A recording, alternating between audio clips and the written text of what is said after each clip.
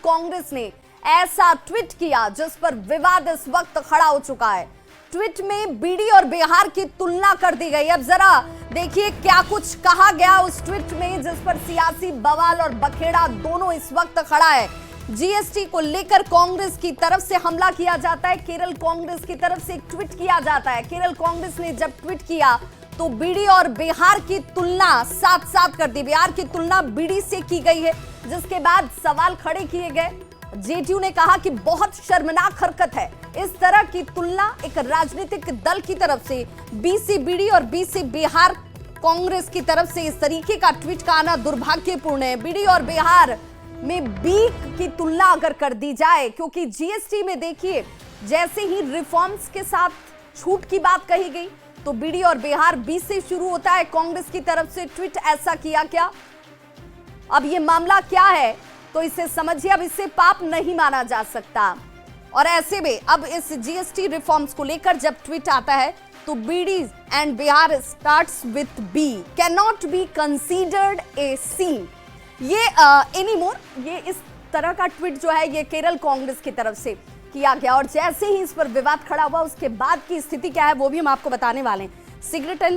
Cigarettes, bidis and tobaccos, जिस पर current GST के रेट को भी हम आपको इस वक्त ग्राफिक्स के जरिए दिखा रहे हैं। 28% सरकार और बी से बीडी, बी से बिहार। देखिए bidis and Bihar starts with B, ये बी लेटर से शुरू होते हैं और इसका संदर्भ जोड़ते हुए कांग्रेस, केरल कांग्रेस जो है उसकी तरफ से ये ट्वीट किया जाता है। हालांकि बाद में इस ट्वीट को डिलीट कर दिया गया जैसे इस पर सियासत शुरू हुई और जीएसटी सुधार का विरोध कांग्रेस की तरफ से किया जा रहा है। और कैसे इस पर सियासत गर्म हुई है देखिए, संजय झा ने इसे लेकर के एक ट्वीट किया और क्या ट्वीट है जरा वो भी देखते चलिए। कांग्रेस की एक और अत्यंत शर्मनाक हरकत, इस ट्वीट पर रिएक्शन सब इस तरीके से सामने आने शुरू हो गए हैं। बिहार को लेकर किस तरीके की टिप्पणी की गई जो आपके पास नहीं है। बी से बजट भी होता है महोदय, बी से अगर आप बिहार की बी से बीडी की तुलना कर रहे हैं तो बी से बहुत कुछ होता है। बिहार का मजाक बनाने की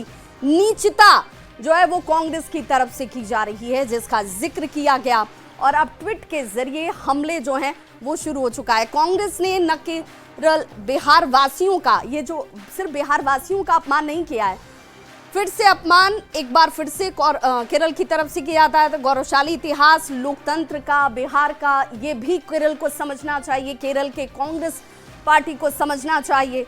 वो ये अब जैसे ही ट्वीट पर सियासत गर्म हुई, ये वो ट्वीट है, ये वो ट्वीट है जो केरल कांग्रेस की तरफ से किया जाता है, जिसमें bidis and Bihar starts with B can not be considered A C anymore. हालांकि जैसे सियासत इस पर गर्म हुई, राजनीतिक दलों ने इस पर जैसे प्रतिक्रिया देनी शुरू की, उसके बाद इस ट्वीट को डिलीट कर दिया गया है। हालांकि पोस्ट अब डिलीट हो चुका है, लेकिन जेडीयू ने इसे शर्मनाक हरकत बताया।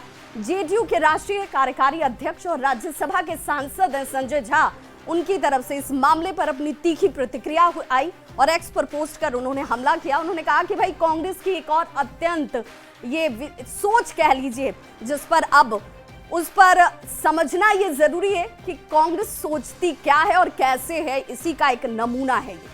अब हम आपको प्रधानमंत्री नरेंद्र मोदी का एक पुराना बयान सुनाने जा रहे हैं। इस बयान को आपको जरूर सुनना चाहिए, जिसमें प्रधानमंत्री नरेंद्र मोदी ने बिहार का मतलब बताया। उन्होंने कहा था कि बिहार का मतलब है brilliant, innovative, hard working, action oriented और रिसोर्सफुल। जरा उस बयान को आप सुनिए। बिहार का मतलब है, बिहार यानी अंग्रेजी में अगर बिहार का स्पेलिंग करें, बी यानी ब्रिलियंट, आई मतलब इनोवेटिव, एच मतलब हार्ड वर्किंग, ए का मतलब है एक्शन ओरिएंटेड, आर का मतलब है रिसोर्सफुल, बिहार का मतलब है brilliant, innovative, hard working, action oriented, resourceful. तो प्रधानमंत्री नरेंद्र मोदी के उस बयान को आपने देखा जिसमें उन्होंने बिहार का मतलब समझाया और अब इस मतलब को मुझे लगता है कि कांग्रेस को भी समझने की जरूरत है।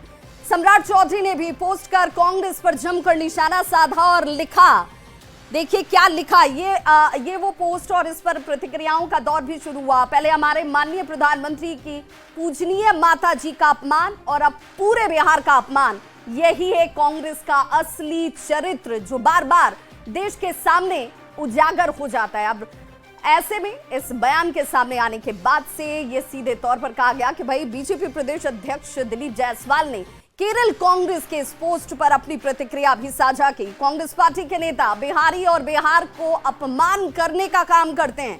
केरल कांग्रेस की पोस्ट से यह बात तो स्पष्ट है कि बिहार के लोगों का अपमान करना या बिहार को छोटा दिखाना कांग्रेस पार्टी का काम है। आज बिहार की जनता कांग्रेस पार्टी से यह सवाल पूछ रही है कि क्या आप बिहारी की तुलना बीड़ी से करते हैं? बिहार की जनता इसे माफ नहीं कर सकती। कांग्रेस की मानसिकता जग जाहिर हो गई है।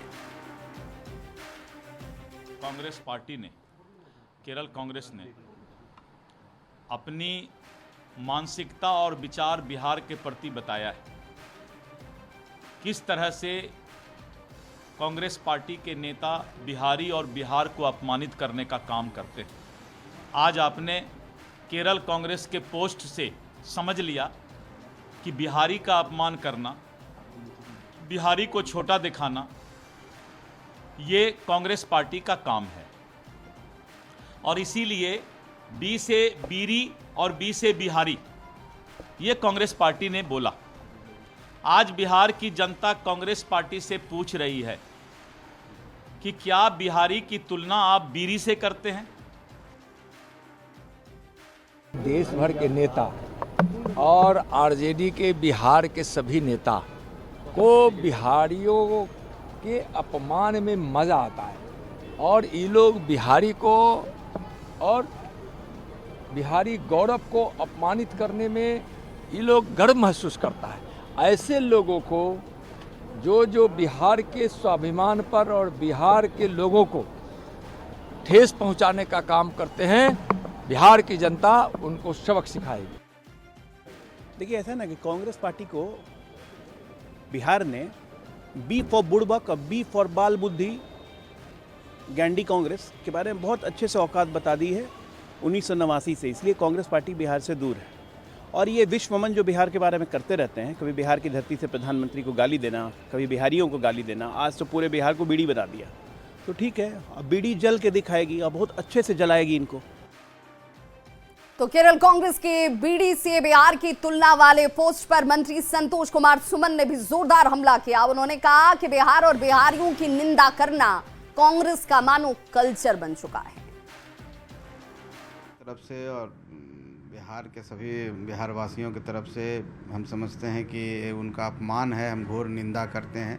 कांग्रेस अपना कल्चर, अपना व्यवहार और उनका जो मकसद है कि बिहारियों को परेशान करें, बिहारियों को नीचे दिखाएं, ये साफ नज़र आता है। आप देखे होंगे कि जिस तरह से मुजफ्फरपुर के मंच पर, उनके ही मंच पर हमारे माननीय प्रधानमंत्री जी की माता श्री जो अभी नहीं हैं, उनके बारे में अब शब्द बोला गया। तो हम लोग को बेइज्जत करने की कोशिश करते हैं, बिहारियों को करते हैं और बिहार में आके शुभचिंतक बनते हैं। तो केरला कांग्रेस के बीड़ी से बिहार की तुलना वाले पोस्ट पर जेडीयू के मुख्य प्रवक्ता नीरज कुमार ने निशाना साधा। उन्होंने कहा कि बिहार का अपमान महागठबंधन के घटक दल का स्वाभिमान बन चुका है। बिहार का अपमान यह तो महागठबंधन के घटक दल का राजनीतिक स्वाभिमान बन गया है। बिहार की पहचान बीड़ी और बिहार से है। अरे बिहार बुद्धिमान बिहार है, बिहार आध्यात्मिक बिहार है, जगत जननी सीता का बिहार है, सूफी संतों का बिहार है। तो स्वाभाविक रूप से तेजस्वी यादव जी गेंद आपके पाले में है। क्या बिहार बीड़ी का पर्याय है? तो बीड़ी और बिहार की तुलना के बाद बिहार में सियासी बवाल मच गया है और सवाल पूछे जा रहे हैं कि क्या यही कांग्रेस का चाल और चरित्र है। बिहार चुनाव से पहले बयानबाजियों का दौर भी इस वक्त बेहद तेज है। राष्ट्रीय जनता दल के सुप्रीमो और पूर्व मुख्यमंत्री लालू प्रसाद ने प्रधानमंत्री नरेंद्र मोदी पर एक बार फिर से तीखा हमला किया। उन्होंने सोशल मीडिया प्लेटफॉर्म एक्स पर पोस्ट किया है और जरा वो पोस्ट भी देख लीजिए। क्या पोस्ट किया गया? इस पोस्ट के जरिए अब किस तरीके से हमले किए जा रहे हैं।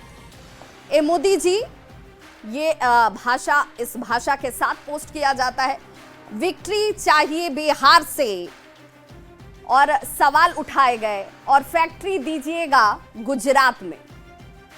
ये गुजराती फॉर्मूला लालू प्रसाद की तरफ से लिखा जाता है कि ये गुजराती फॉर्मूला बिहार में नहीं चलेगा। विकास की अनदेखी कर गुजरात को तरजीह दी जा रही है। और देखिए जरा इस ट्वीट को भी देख लीजिए। ए मोदी जी, विक्ट्री चाहिए बिहार से और फैक्ट्री दीजिएगा गुजरात में। ये गुजराती फॉर्मूला बिहार में नहीं चलने वाला है। लालू प्रसाद के बयान के बाद बिहार में राजनीतिक बयानबाजियों का दौर भी तेज हो गया है। क्या कुछ प्रतिक्रिया है, जरा वो भी सुनिए। लालू प्रसाद यादव उद्योग धंधे की बात कर रहे हैं, फैक्ट्रियों की बात कर रहे हैं। ये है बदलता बिहार। एनडीए के लिए सबसे बड़ी राजनीतिक सफलता यह है कि लालू प्रसाद यादव जैसा आदमी, जिसके राज में बिहार में मात्र एक उद्योग बचा था, अपराध का उद्योग, बाकी सारे उद्योग तो बंद हो गए थे, उद्योगपति बिहार छोड़ के भाग गए थे। लालू प्रसाद यादव के लिए उद्योग का मतलब अपराध था। यह बात हर किसी को मालूम है कि प्रधानमंत्री किसी पार्टी, किसी प्रदेश के नहीं होते, बल्कि पूरे देश के होते हैं। लेकिन लालू प्रसाद यादव जी को जब कोई मुद्दा नहीं मिला तो फिर उनके गुजरात से आने पर तंज कस रहे हैं, फैक्ट्रियों की बात कह रहे हैं। बिहार के लोगों ने लालू जी और राबड़ी जी को बहुत मौके दिए। क्या हाल हुआ फैक्ट्रियों का सबको मालूम है। उद्योगपतियों को यहां से पलायन करना पड़ा, रोजगार के अवसर समाप्त होने लगे। पूरे बिहार का राजनीतिक रूप से और सामाजिक रूप से इन लोगों ने बेड़ा गर्क किया। देखिए, बिहार के मान सम्मान स्वाभिमान से कोई समझौता आदरणीय लालू प्रसाद जी नहीं कर सकते हैं। एनडीए वाले बीजेपी क्या बोलेगी? जब गुजरात में, महाराष्ट्र में बिहारियों का अपमान होता है, वहां पीटा जाता है, तब ये चुप क्यों रहते हैं? आदरणीय लालू प्रसाद जी, हम लोग तो इस बात के हिमायती हैं कि हिंद देश के निवासी सभी जन एक हैं, रंग रूप वेशभूषा चाहे अनेक हैं। देखिए, दरअसल लालू जी ने बिल्कुल सही कहा। प्रधानमंत्री जी को जीत चाहिए बिहार में और फैक्ट्रियां लगेगी गुजरात में। जरा समझिए ना, प्रधानमंत्री जी बिहार आते हैं तो यहां पर अपने भाषणों में वो 5 किलो अनाज का जिक्र करते हैं, लेकिन जब यही प्रधानमंत्री बड़ोदरा में रैली करते हैं तो वहां सेमीकंडक्टर की फैक्ट्री लगाने की बात करते हैं और वहां एशिया का सबसे बड़ा इन्वेस्टमेंट लाने की बात करते हैं। तो बिहार का चुनाव है और इसलिए बयानबाजियों का दौर भी तेज है। लालू प्रसाद की तरफ से प्रधानमंत्री नरेंद्र मोदी पर सवाल खड़े किए गए कि भाई आप बिहार में जीतना चाहते हैं और फैक्ट्री गुजरात में लगाते हैं, और उसके बाद राजनीतिक दलों की तरफ से बार पलटवार का दौर तेज हो गया। जीतन राम मांझी ने राष्ट्रीय अधिवेशन में बड़ा बयान दिया है। जीतन राम मांझी की तरफ से बयान क्या दिया गया वो भी जरा हम आपको सुनाते हैं और दिखाते भी हैं कि जीतन राम मांझी ने कहा क्या कुछ है। उनकी तरफ से राष्ट्रीय अधिवेशन में कहा जाता है कि हमारा जन समर्थन जो है वो हमारे साथ है। राष्ट्रीय अधिवेशन में जीतन राम मांझी की तरफ से ये बयान दिया गया कि जन समर्थन हमारा, टिकट किसी दूसरे का, ये तो इसलिए हमको दिखाना होगा, जरूरत होगी तो स्वतंत्र लड़ जाएंगे। यानी एक तरीके से दबाव वाली राजनीति की शुरुआत हो गई है। 2015 वाली बात हम लोगों को याद भी है, हम लोग सोचने भी लगेंगे, जरूरत होगी तो हम लोग स्वतंत्र लड़ जाएंगे।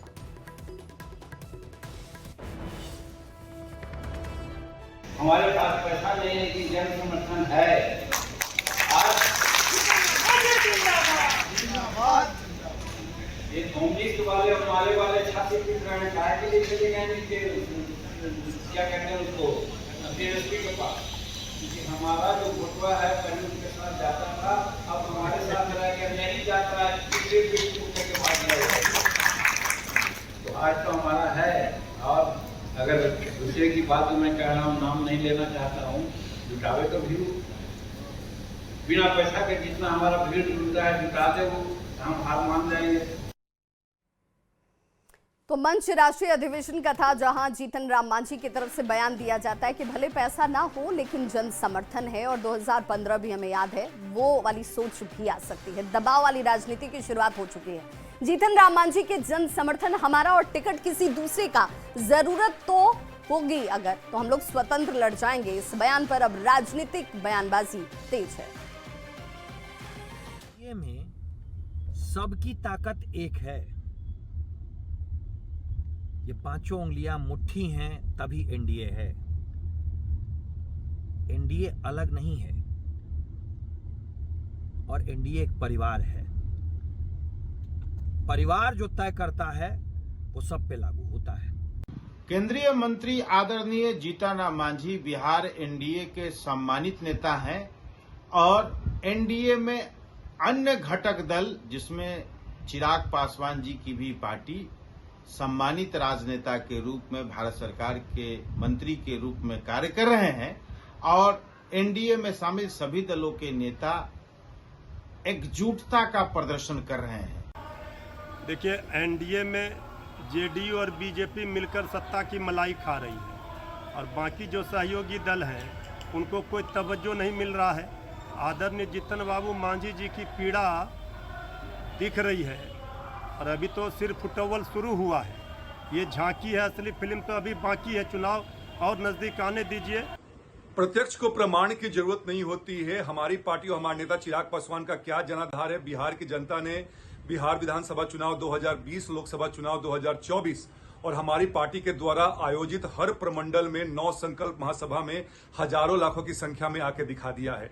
आने वाले बिहार विधानसभा चुनाव में हमें पूर्ण विश्वास है कि उनका प्रेम और उनका सपोर्ट हमें मिलेगा।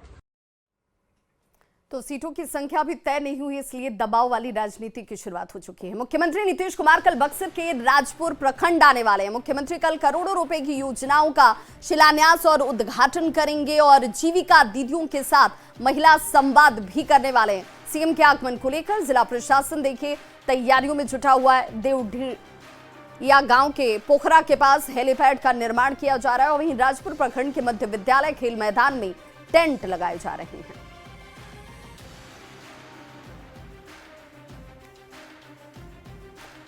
मुख्यमंत्री नीतीश कुमार ने आज पटना को 1159 करोड़ 84 लाख की सौगात दी। उन्होंने पुनपुन नदी पर बने हुए लक्ष्मण झूले का आज उद्घाटन कर दिया।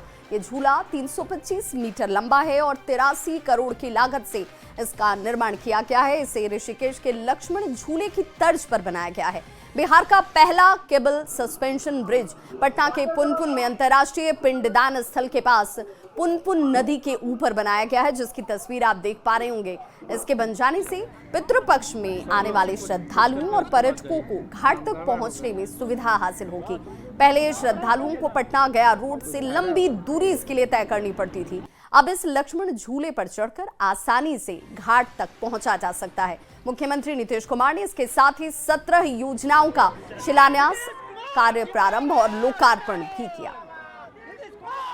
ये तस्वीर उस दौरान की जब मुख्यमंत्री नीतीश कुमार ने इस लक्ष्मण झूले का उद्घाटन किया। पुनपुन पुल पर बना ये लक्ष्मण झूला अपने आप में ऐतिहासिक हो जाता है। 83 करोड़ की लागत से इसे तैयार किया गया है और श्रद्धालुओं के लिए, चूंकि अब पितृपक्ष मेले की शुरुआत होने वाली है, उससे पहले इसका उद्घाटन और श्रद्धालु और जो पिंड दान करने के लिए लोग यहाँ देश विदेश से पहुँचते हैं, उनके लिए एक बड़ी सौगात के तौर पर इसे देखा जा रहा है। समय की बचत, सहूलियत और यहाँ पर पहुँचने वाले जो तमाम पर्यटक हों या तीर्थयात्री हों या पिंडदान करने के लिए पहुंचने वाले जो परिवारजन के लोग हैं, उनके लिए एक बड़ी सहूलियत के तौर पर देखा जा रहा है। 17 योजनाओं का उद्घाटन और शिलान्यास भी मुख्यमंत्री नीतीश कुमार की तरफ और पुनपुन में लक्ष्मण झूला का उद्घाटन मुख्यमंत्री नीतीश कुमार ने किया है और उनका ड्रीम प्रोजेक्ट भी है। यहाँ लगभग 1159 करोड़ 84 लाख की योजना का मुख्यमंत्री नीतीश कुमार ने उद्घाटन किया है और उनके साथ उप मुख्यमंत्री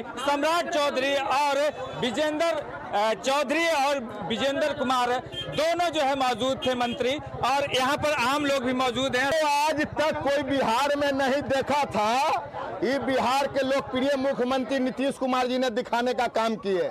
लोग जाता था देहरादून में, आज लक्ष्मण झूला देखने लोग जाता था हरिद्वार में, आज मुख्यमंत्री पटना में दिखा दिए। ऋषिकेश लग रहा कि हम लोग आ गए। देखिए, आज नीतीश कुमार जी ने पुनपुन वासियों को एक बड़ी सौगात दिया है, जो हम लोग ऋषिकेश में लक्ष्मण झूला का नाम लोग देखने जाता था।